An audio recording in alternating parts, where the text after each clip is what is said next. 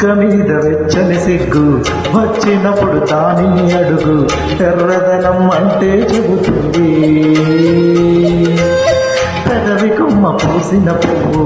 అందమైన నీ చిరునవ్వు తెల్ల రంగు అట్లా ఉంటుంది నీలో పులకలు రేగిన వేళ నువ్వే పచ్చని పైరువి అవుతావమ్మా దిగులు రంగే నలుపు అనుకో ప్రేమ పొంగే పసుపు అనుకో భావాలను గమనిస్తుంటే ప్రతి రంగును చూస్తున్నట్టే చూపులు ఎవరివైనా చూపించే లోకం ఒకటే నేస్తమా ఇద్దరి లోకం ఒకటే లేవమ్మా అందుకే